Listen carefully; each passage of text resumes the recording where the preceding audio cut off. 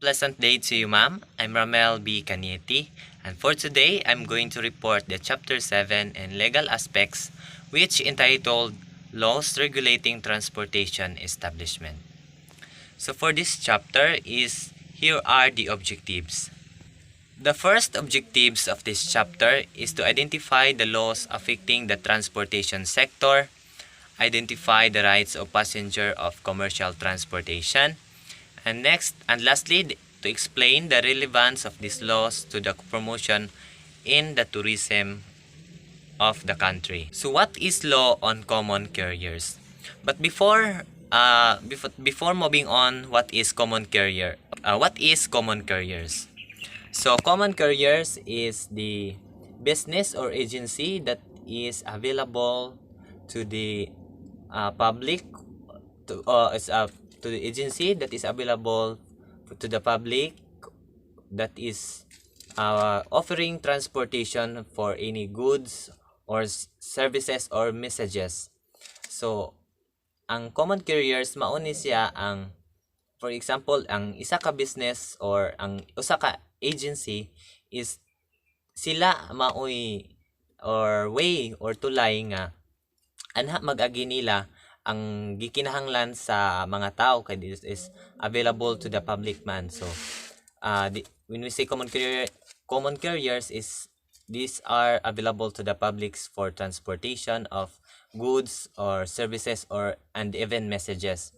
So basically common carriers is mauni ang tigdala or ang if I am the sender, siya maoy mag-deliver. The deliver is someone who will deliver any goods or services and even messages.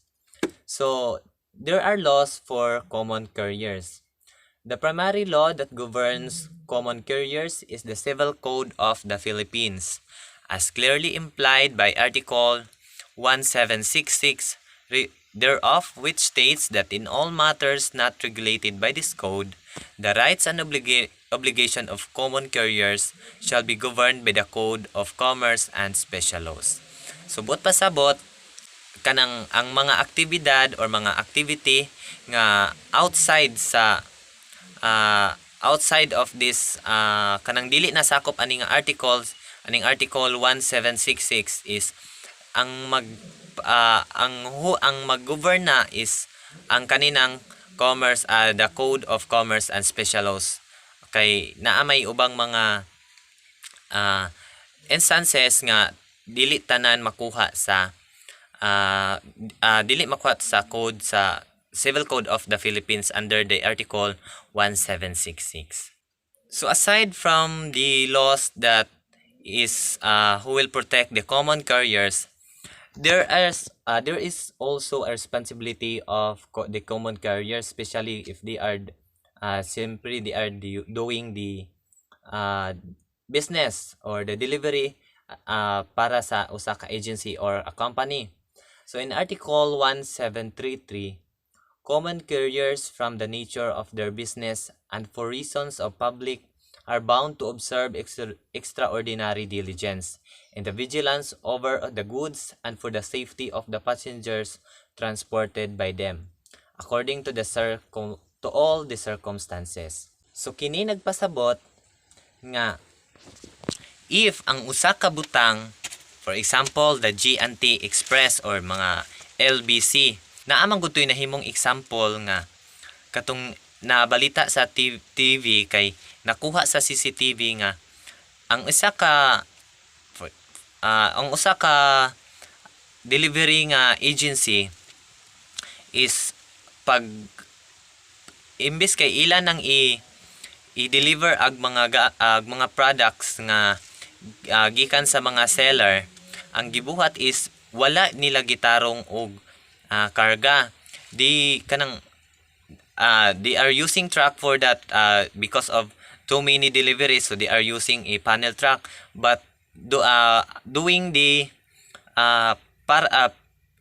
sa oras sa pagkarga is kanang ilarang giitsa-itsa. So kanang naay mga products nga nangaguba, that's why nga there is naadjud sila responsibilidad ang mga carrier. So mao to nga there is na-filean sila case, then for few weeks or for few weeks is napastop sila pagkuan. Napastop ang katong mga carrier nga mga tao or ang mga tao nga nagdiskarga og dili insakto sa pamaagi. And also Article 1755, a common carriers is bound to carry the passenger's safety as far as human care and foresight can provide, using the utmost diligence of every cautious persons with due regard for all the circumstances. So for example of this is kanang barko, a common carrier. Why? Because they are transporting people from one place to another. So if the captain or ang mga tao sa captain is wala or magtanga ba or wala, they are not doing their job properly. For example, simba ko masayad ag barko sa dagat, mabangga og kanang mga bato or di matunong sa insaktong dan na kusog kintahigbawd. So simba ko og madisgrasya. So in any case, so sila mo'y manubag sa kuan, especially the government or the company, sila manubag yun sila. So that's why under this article is they have to carry the people that are going to transport from one place to another. Also in Article 1756, in case of death of or injuries to passengers, common carriers are presumed to have been at fault or have acted negligently unless they prove that they observe extraordinary diligence as prescribed by Articles 1733 and 1755. So that's why nga if dili jud for example if kanang mga barko nga pasahiruan, so if dili nila simba ko sa ilang kanang pag wala nila trabaho ag insakto ang ilang trabaho na naay mahitabo sa mga pasahero, pag madisgrasya or even bus. So they are a common carrier kanang mga public utility vehicle, mga jeep. So if sample is katong nahog diha sa may ubos sa Lantaw restaurant, so ang nanubag jud ag kuan driver sa jeep. So these are the responsibilities of the common carriers. So the liabilities of common carriers for the acts of employees and strangers. So in the law, Article 1759, common carriers are liable for the death or injuries to passengers through the negligence or willful acts of the former employees, although such employees may have acted beyond the scope of their authority or in violations of the common carriers. This liability of common carriers does not cease upon proof that they exercise the diligence of a good father of a family in the selection of supervision of their employees.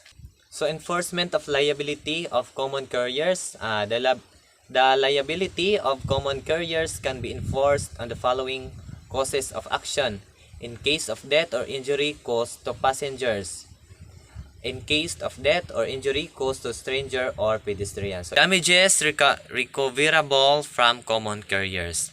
So actual damages consist in expenses for medicine, hospitalizations, and etc. Unrealized profits are recoverable as compensatory damages, which shall be fixed by determining the net yearly income of the injured or deceased passenger and multiplying the same by the number of years that he was expected to live. So, for example, ang common carrier is nag-deliver og isa ka product. Then naay nagguba, for example, na disgrasya siya na dili tinuyuan. So actual damages consist in expense for medicine or sa iyang pag-deliver is nawanan siya. So the company is need to have a kanang muhatag sila og pang tambal para sa ilahang mga career. But However, naasay ubang mga company nga dili, especially kanang mga gagmay lang nga company is dili lang sila mohatag og patambal kay di ang ilang manggihuna-una is sweldado na. So luoy raman pod. Next is the regulation of the land transportation. The concept of land transportation system in the Philippines started when our ancestors invented means of locomotion. The early means of transportation used were by animals in moving people, goods, and from place to place. Although the means of land transportation during the early days were not sophisticated as the modern vehicles of today, and the roads were not as well as constructed, the early Filipinos also observed some form of laws to govern their mobility. Standard requirements for tourist land transportation vehicles is to be registrable. Every tourist transport must be found roadworthy upon inspection by a team from the Department of Tourism. In the case of bus or coaster, it shall not be more than 10 years reckoned from the year of manufacture. Standard requirements for tourist water transport vehicles. There should be at least one restroom each with toilet and washing facilities for male and female located at the passengers accommodations area. Kahibaw na jud especially kami mga students that especially in this course mga under the tourism industry na the students of hospitality management and the hospitality industry is makahibaw na jud nga every day, for example, in the land or sea or air, naa jud ay mga kinahanglanon sa mga vehicle nga gamiton nga kinahanglan i-registered kay of course naman if dili na sila registered din if na ay mahitabo sa usa ka sa mga turista is manubag the carriers or ang mga the employees or the common carriers will have to face the consequences. What is seatbelt law? The seatbelt law enacted to secure and safeguard its citizens, particularly the passengers and drivers of private and motor vehicles, from ruinous and extremely injurious effects of vehicular accident. Just imagining if walay seatbelt law. The seatbelt law is kanang very helpful especially in the car company or in the kanang mga naay motor or especially in the car kay this if a car is walay seat belt din mabangga so mabangga ilang usa kuan or in most cases or kuan is malusot sila mga buak ang mga matay simbako. So that's why seat belt law is very helpful kay every company or every manufacturer is they will not sell their cars. For example, the cars dili na siya pwede ibaligya og walay seat belt nga naka built in kay proven and tested naman pud na siya sa study nga if naay seat belt is mas safe kay naay may mupugong sa lawas in case of an accident. Also, if that's why for example gani ang mga car aside from seat belt is there is an airbag nga if bangga simbako is dili ilang seat belt ang mas makatabang is mas makatabang putong airbag kay aside from bisan pag naay seat belt ang isa ka car is nagyapoy impact na or matud siya then aside sa seat belt is katong airbag is mubuto man to siya muburot so makatabang o nga dili mas dako ka damage ang tao nga na accident.